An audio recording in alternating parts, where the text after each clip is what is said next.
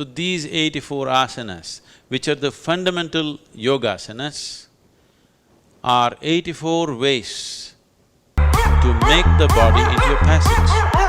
It is not necessary, actually, for everybody to do 84 asanas. If they do one, it is enough. Usually hatha yogis, serious hatha yogis who are taking hatha yoga as their path to liberation, practice only one asana, just one asana.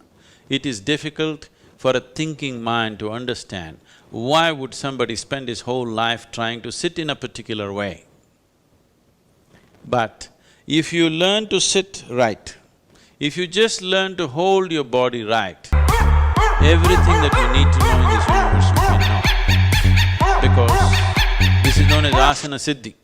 If you can sit in a posture, stable and comfortable, for 2.5 hours, then we say you have attained to asana siddhi, that you are in absolute comfort and at ease in a particular posture.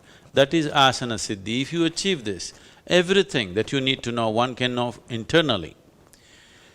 How is this possible? How can by sitting you can know everything that you can know? If you have a television at home, television is just a box with a little bit of electronics in it. But it becomes a world by itself. The whole world can stream into this place that we call as a television, or this box that we call as a television, simply because there is a receiving mode. If you set the antenna right, if it is properly adjusted, then the whole world flows into your place or into this box. If it is not set right, same instrument, it has everything but can't do anything. This is how human being is. A human being is, an individual human being is who he is only because of what he perceives. Only because of what he or she perceives, an individual human being becomes whoever they are. Right now, you are who you are only because of whatever you have perceived in your life till now. And you will be who you will be only because of what you will perceive in future. Whatever you perceive is what makes you whatever you are today. So, the whole system of yoga is only interested in enhancing perception. So if you hold the posture right, if your alignment is right, and if it matches with the cosmic alignment in some way, 84 alignments, if one gets into these 84 postures or even masters a single posture and approaches the remaining 83 through that, then everything that has happened in the creation till this moment, one can know, because the memory of that is right here within your system. In a… let us say in a codified way, it can be activated and ignited if it touches another dimension outside of yourself. So asanas are powerful means, yogasanas are powerful means to connect.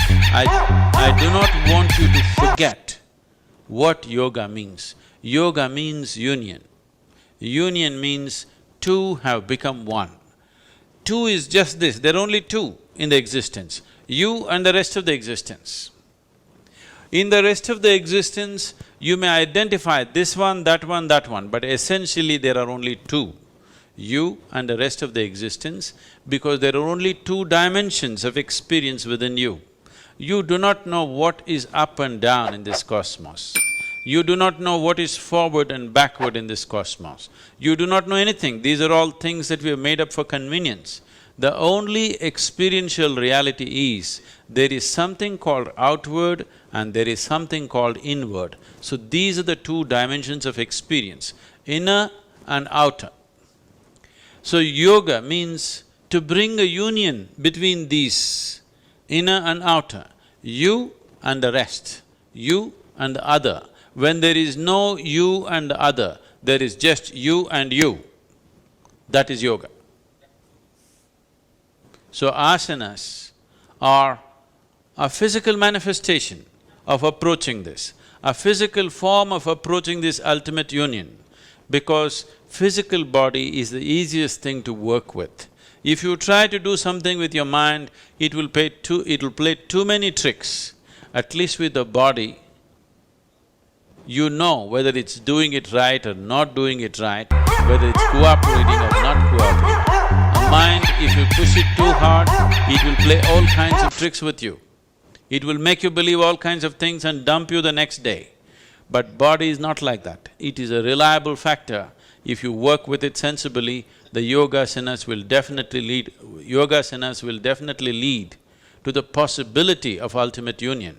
In the meantime, by getting into the postures, before all this alignment with the ultimate happens, inner alignment happens, which will naturally achieve a chemistry of healthfulness, joyfulness and blissfulness, and above all, balance. Balance is something that modern societies have ignored and they're paying a huge price for today. Whatever may be your intelligence, whatever may be your competence and education and qualifications, if you do not have the necessary balance, you will not succeed, you will not go very far in your life.